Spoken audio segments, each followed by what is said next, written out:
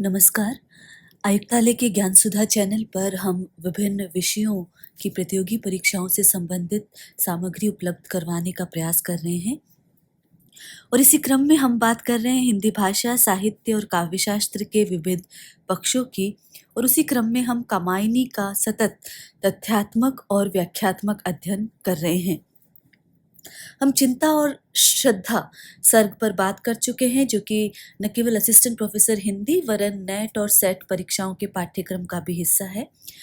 आज हम लज्जा सर्ग पर बात करना प्रारंभ कर रहे हैं और लज्जा सर्ग जैसा कि विदित है, जो विभिन्न मनोभावों के आधार पर ये भी लज्जा नाम भी एक सर्ग का रखा गया है और इस सर्ग में लज्जा और श्रद्धा का वार्तालाप है। श्रद्धा केंद्रीय पात्र है और लज्जा एक मनोभाव है। तो लज्जा और श्रद्धा का वार्तालाप है, घटनाओं का यद्यपि अभाव है। यदि इसकी परिचयात्मक दृष्टि से देखें तो मनु ने प्रथम बार जब श्रद्धा को देखा तो उसके दिव्य सौंदर्य को देखकर मनु का हृदय उसके प्रति आकर्षित हो गया। तो जो मनु और श्रद्धा का आकर्षण है वो तो हम देखते ही हैं। और मनु जो है सृष्टि को प्रारंभ करने के लिए या एक प्रणय निवेदन श्रद्धा से करने लगते हैं, तब श्रद्धा के मन में लज्जा का जो भाव है वो पहली बार जागृत होता है। श्रद्धा पहली सी स्वच्छंदता, उन्मुक्तता का अनुभव नहीं करके अपने आप को परवश समझने लगती है। और शाम के समय एक शाम जब श्रद्धा चिंतित बैठी होती है, सहसा उसे एक छाया मूर्ति सा, उसे लगता है कोई उसके पास है, एक छाया मूर्ति सा उसे आभास होता है और वो श्रद्धा के हृदय में स्थित लज्जा की ही भावना होती है जो उसके समीप उसे खड़ी दिखाई देती है। लज्जा का स्वरूप अस्पष्ट और धूमिल था। लज्जा श्रद्धा से कहने लगी कि मैंने ही तुम्हारे मन और हृदय में परिवर्तन किया है, किसी और ने नहीं। लज्जा कहती है कि मैं युवतियों का, लड़कियों का मार्गदर्शन करती हूँ। देव सृष्टि में रति भाव से मुझे जाना जाता है, रति नाम से मुझे ही पुकारा जाता है। मैं किशोरियों के सौंदर्य की रक्षा करती हूँ। श्रद्धा लज्जा से कहती है कि इस समय मैं बड़ी विकल हूँ। मैं चाहती हूँ कि मनु को अपना सर्वस्व दे दूं और बदले में कुछ भी ग्रहण ना करूं। लज्जा कहती है तुम्हें अपना और मनु का जीवन उन्नत बनाना चाहिए और तुम अपना हृदय भी मनु को अर्पित करो और सानंद दाम्पत्य जीवन व्यतीत करो। तो ये लज्जा सर्ग का संक्षिप्त सा परिचय है। और जैसा कि हम देख रहे हैं, लज्जा और श्रद्धा का वार्तालाप है, यहाँ पर घटनाएं नहीं हैं। श्रद्धा के हृदय में जो वासना जागती है उस पर लज्जा नियंत्रण करती है, ये एक बात बताया गया है। इसमें श्रद्धा मनोभाव का वर्णन किया गया है और नारी जीवन का जो चित्र है वो भी अंकित किया गया है। इस सर्ग का वैशिष्ट्य देखें तो वो ये है कि इसमें स्त्री जीवन की जो अंतर और बाह्य स्थितियां हैं उसको चित्रित करने का प्रयास किया गया है। प्रेम के कारण जो उत्पन्न मनोवृत्तियां हैं आदि का चित्रण इसमें अद्वितीय रूप से किया गया है। श्रद्धा को यदि देखें तो श्रद्धा जो है स्त्री पात्रों की दृष्टि से एक आदर्श पात्र है, जिसके द्वारा बताया गया है कि भारतीय नारी केवल और केवल समर्पण को ही जानती है। तो लज्जा का मानवीकरण यहाँ पर प्रसाद ने किया है और लज्जा का मानवीकरण करके उसके अंतर्बाह्य रूपों और व्यापारों का बड़ा ही विशद वर्णन प्रसाद इस सर्ग में करते हैं। भाषा, भाव और अलंकारों सभी की दृष्टि से ये सर्ग जो है वो श्रेष्ठ सर्ग है। यहाँ पर भी मानवीकरण अलंकार का हम बहुत अधिक प्रयोग देखेंगे और भाषा यहाँ पर लाक्षणिक है, प्रतीकात्मक है और अलंकारिक है।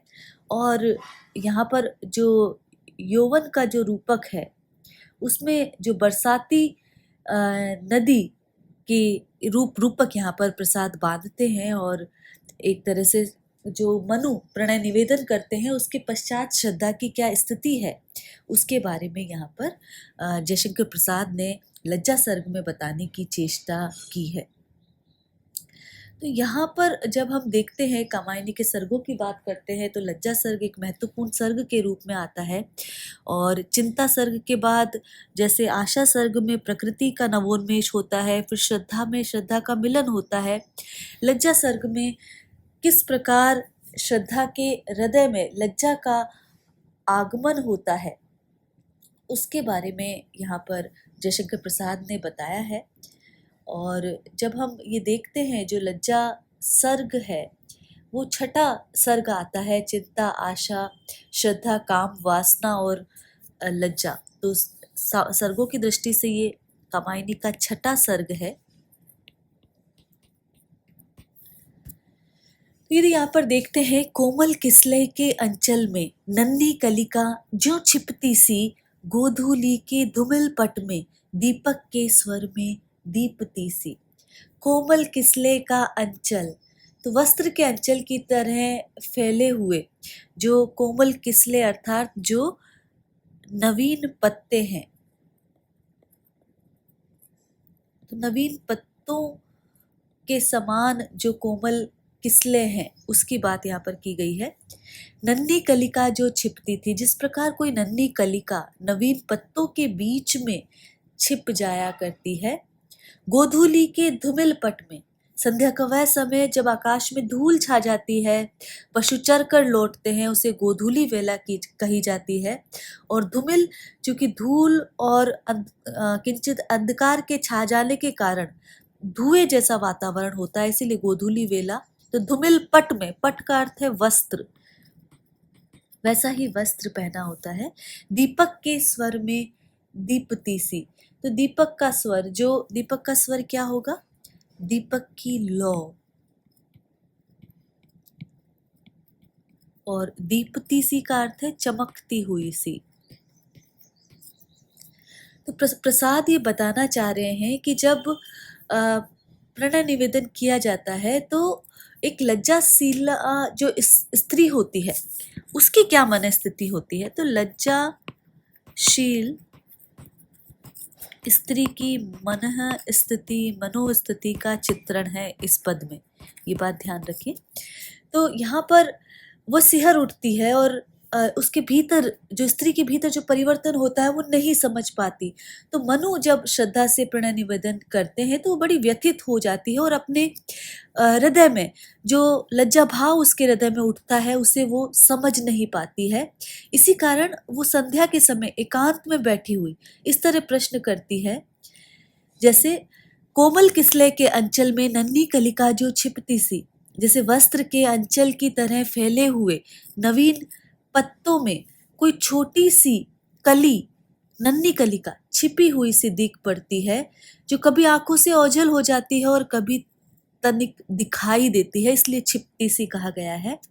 या कि जैसे गोधूली के समय जलते हुए दीपक की लो मंद मंद जलती हुई दिख पड़ती है। क्यों दिखाई पड़ती है? क्योंकि धूल के छा जाने से, अंधकार के बढ़ जाने से जो धुएं का एक पर्दा है, पट का अर्थ वस्त्र भी होता है, यहाँ पर्दा है, जो धुएं का एक पर्दा सर्वत्र फैल जाता है, उस प्रकार का की स्थिति स्त्री की होती है। आगे कहा जा रहा है मंजुल स्वप्नों की विस्मृति में, मंजुल स्वप्नों जैसे कोई मधुर सपनों की विस्मृति, याद में, और मन जैसे कि मधुर स्वप्नों के आनंद में जैसे बाह्य वातावरण विस्मृत हो जाता है, मन का उन्माद निखरता जो, और मन स्वप्नों के आनंद में उन्मत्त हो जाता है।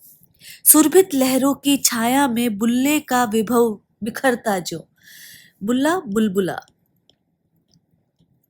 सुरभित लहरों की छाया में, जैसे जल में बुलबुले उठते हैं परंतु वे क्षण भर में ही सुगंधित लहरों के प्रभाव से विनष्ट हो जाते हैं, वैसे ही तुम भी छिपे छिपे मेरे हृदय में अपना प्रभाव डालती हुई उस नायिका के सदृश मेरी ओर बढ़ती आ रही हो, जिसका प्रभाव, जिसका जादू अद्वितीय है। तो ये लज्जा का मनोभाव जब हृदय में जागृत होता है उसकी बात यहाँ पर श्रद्धा कर रही है, वैसी ही माया में लिपटी, वैसे ही जादू से लिपटी तुम एकाएक मेरे हृदय में प्रकट हुई हो, अधरों पर उंगली धरी हुई, जो कि मुझे चुप रहने का संकेत करती रह रही है। अपने होठों पर उंगली रखकर दूसरों को चुप रहने का संकेत करती आती है। माधव के सरस कुतूहल का, माधव बसंत, बसंत के जिसकी आंखें बसंत की अद्भुत शोभा को देखकर कुतूहल आश्चर्य से युक्त होने के कारण आंखों में पानी भरे हुए, आनंद के आंसू जो भीतर भरे हुए रहती है।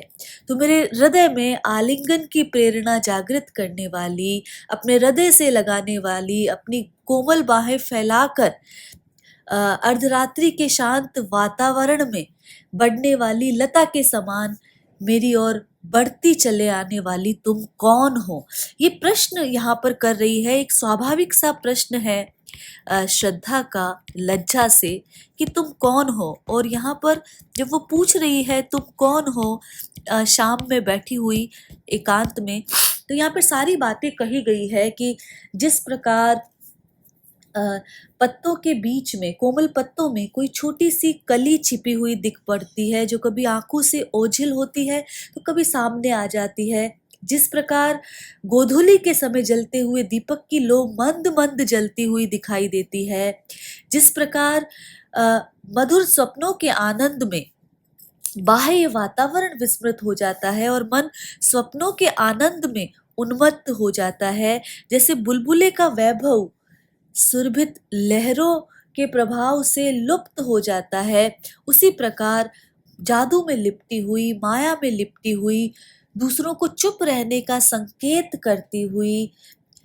आंखों में वसंत का कौतूहल और अद्भुत शोभा भरी हुई और आनंद के आंसुओं से भरी हुई मेरे हृदय में आलिंगन की प्रेरणा जागृत करने वाली, अपने हृदय से लगाने वाली आखिर तुम कौन हो, जो मेरी ओर बढ़ती चली आ रही है। तो यहाँ पर यदि देखा जाए तो लज्जा का मानवीकरण करके उसे एक नायिका के रूप में चित्रित किया गया है। लज्जा एक मनोभाव है, लेकिन उसका मानवीकरण किया गया है, नायिका के रूप में उसे चित्रित करने का प्रयास प्रसाद ने किया है। लज्जा मनोभाव का व्यक्त करने के लिए, जैसा कि हमने देखा, अनेक उपमाओं का प्रयोग है। उपमा अलंकार है, वहां पर उल्लेख अलंकार है और मानवीकरण अलंकार है। छिपती सी, दीपती सी, मन का उन्माद निखरता जो, उत्प्रेक्षा अलंकार है और अंत्यानुप्रास अलंकार है और मानवीकरण अलंकार यहाँ पर माना जाएगा। संपूर्ण सर्ग, ये बात ध्यान रखें कि लज्जा सर्ग जो है उसमें संपूर्ण छंद में पादा कुलक छंद है, और यदि इस छंद में देखें तो 4-4 मात्राओं के 4 चरण होते हैं और कुल मात्राएं 16 होती है, और अंत में एक गुरु आता है। तो यहाँ पर हर पद में जो 16 मात्राएं हैं और अंतिम जो वर्ण है वो गुरु वर्ण होगा, ये बात यहाँ पर ध्यान रखें। नीरव निशीथ में लतिकासी, तुम कौन आ रही हो बढ़ती, नीरव निशीथ में लतिकासी। तो यहाँ पर जैसा कि हमने कहा कि जो नीरव निशीथ, रात्रि में, अर्धरात्रि में मेरे हृदय में बढ़ती हुई तुम कौन आ रही हो, जिस प्रकार अर्धरात्रि में कोई लता बढ़ती जा रही है, शांत वातावरण में बढ़ने वाली लता के समान तुम मेरे हृदय में बढ़ती हुई कौन आ रही हो, कोमल बाहें फैलाए सी आलिंगन का जादू पड़ती। और मेरे हृदय में आलिंगन की प्रेरणा, प्रणय की प्रेरणा देने वाली तुम आखिर कौन हो, जैसा कि हम पढ़ चुके हैं। ये यहाँ पर बात कामायनीकार कर रहे हैं। किन इंद्रजाल के फूलों से लेकर सुहाग कण राग भरे, सिर नीचा कर हो गूथ माला जिससे मधु ढार ढरे।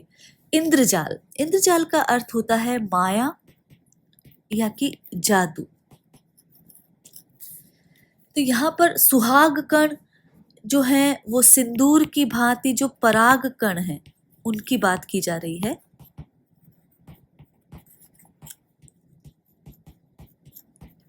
सिर नीचा कर हो गूंथ माला, जिससे मधुधार ढरे। तो श्रद्धा मनु को आश्रय पाकर एक सौभाग्यवती स्त्री के रूप में अपने आप को पा रही है, इसीलिए उसका रूपक यहाँ पर है। और वो सौभाग्यवती बनने की अभिलाषिनी भी जान पड़ती है, इसलिए वो पूछती है, किन इंद्रजाल के फूलों से लेकर सुहाग कण राग भरे। तो वो श्रद्धा से लज्जा से पूछती है कि अरे लाल सिंदूर के समान जो लाल लाल पराग के कण जादू के फूलों से एकत्र करके तुम कोई माला गूंथ रही हो, कोई फूलों की माला बना रही हो। सिर नीचा कर हो गूंथ माला, और सिर झुकाकर माला गूंथती हुई तुम्हें मालूम नहीं है कि इस माला में मकरंद की धारा बह रही है। तो ऐसा प्रतीत होता है कि तुम मेरे हृदय में सौभाग्यवती बनने की लालसा जागृत करने का प्रयास कर रही हो, उपक्रम कर रही हो। तभी तो तुम मेरे जो केश पाश है, जो बाल हैं, उन्हें सजाने के लिए माला गूंथ रही हो, जिसमें मेरी मांग भरने के लिए सिंदूर के स्थान पर पराग के कण, मकरंद की धारा एकत्रित कर रही हो। तो बताओ कि तुम कौन हो। लज्जा से ये प्रश्न है। तो तुम मेरा जो सर जो है सौभाग्यवती बनने की लालसा जागृत करके मेरे केश पास को सजाने के लिए माला गूंथ रही हो, और मेरी मांग भरने के लिए परागकण एकत्र कर रही हो, जिससे कि जो मकरंद की धारा वहां पर बहे, आनंद की धारा मेरे हृदय में बहे। तो बताओ तुम कौन हो। पुलकित कदम्ब की माला सी पहना देती हो, अंतर में झुक जाती है मन की डाली, अपनी फल भरता के डर में। अंतर में, अंतर का तात्पर्य है हृदय में। तो यहाँ पर पुलकित कदम की माला से, पुलकित यहाँ पर रोमांचित हो चुकी है श्रद्धा, रोमांच भर आया है। तो यहाँ पर इसीलिए कहा गया है कि मानो कदम्ब के फूलों की माला बनाकर तुमने मेरे हृदय पर डाल दी है, पहना देती हो अंतर में, अब मेरे हृदय में डाल दी है। और जिस प्रकार फूलों के बोझ से लदी हुई जो लताएं हैं वो स्वयं ही पृथ्वी की ओर झुक जाती हैं, उसी प्रकार मेरा मन, मेरे मन की डाली भी झुक गई है, झुक जाती है मन की डाली अपनी फल भरता के डर में। तो जिस प्रकार फूलों के बोझ से डरी हुई सी डालें स्वयं ही पृथ्वी की ओर झुक जाती है, उसी प्रकार मेरा मन तुम्हारे द्वारा अपनी फल भरता, अर्थात तुम्हारे द्वारा संतान रूपी फल के बोझ से डरा दिया जाने से नीचे की ओर झुक गया है। इसलिए बताओ कि तुम कौन हो। तो श्रद्धा को लज्जा जो है वो सौभाग्य के चिन्ह वहां पर दे रही है, और सौभाग्यवती बनने की लालसा पैदा कर रही है। शरीर के रोमांच को कदम्ब के फूलों के समान वहां पर जोड़ा गया है। और यदि देखा जाए तो फल, अपनी फल भरता के डर में, यहाँ पर ये बात यदि समझी जाए तो मेरा मन जो है तुम्हारे द्वारा संतान रूपी फल के बोझ से डरा दिया जाने के कारण नीचे की ओर झुक गया है। तो वो प्रणय की सारी स्थितियों से लज्जा अवगत करा रही है। यदि यहाँ पर देखा जाए तो पुलकित कदम्ब की माला सी उपमा अलंकार आया है। ये वरदान सदृश हो डाल रही नीली किरणों से बुना हुआ ये अंचल कितना हल्का सा, कितना सौरभ से सना हुआ। तो श्रद्धा को वासना अब एक इष्ट वस्तु से प्रिय लगने लगती है, जिसके आनंद में लीन होकर वो उसे छोड़ना नहीं चाहती। तो स्त्री जब अपने प्रिय के प्रति आकृष्ट होती है तो ये उसकी पहली स्थिति है। तो श्रद्धा यहाँ पर कहती है वरदान सदृश हो डाल रही, किसी वरदान के सदृश, किसी कृपा जैसे तुमने मुझ पर कर दी है और मुझे इस वासना से ग्रस्त कर दिया है, और उससे दूर होना अब मैं नहीं चाहती। और ये जो वासना किस प्रकार, कोई वरदान के सदृश, जैसे कोई झीना नीला वस्त्र जो है, नीली किरणों से, नीले धागों से निर्मित जो बारीक और झीना वस्त्र है, जो सुगंधि से आपूर्ण है, मानो वह मुझ पर किसी ने डाल दिया है, तो तुम कौन हो? ये अंचल कितना हल्का सा, ये जो नीली किरणों से जो निर्मित जो वस्त्र है, जो मुझे अभिभूत कर रहा है, ये जो सौरभ से सना हुआ है, सुगंधि से आपूर्ण है, जो ये वस्त्र मुझ पर डालने वाली, आखिर तुम कौन हो? तो लज्जा से प्रभावित स्त्री का सजीव चित्रण यहाँ पर किया है। नीली किरणों का अंचल यहाँ पर क्यों कहा गया है? तो यहाँ पर श्रृंगार की गहराई बताने के लिए, श्रृंगार का रंग चूंकि नीला माना जाता है और रति भाव जागृत करने के लिए प्रसाद ने इसका आश्रय लिया है। उपमा अलंकार है, मानवीकरण अलंकार है, अंत्यानुप्रास अलंकार है, लज्जा मनोभाव का मानवीकरण किया गया है, श्रद्धा और लज्जा का वार्तालाप यहाँ पर चित्रित करने की चेष्टा की गई है। आगे के कालांशों में हम लज्जा सर्ग पर बात करना सतत जारी रखेंगे। आज के लिए इतना ही। नमस्कार।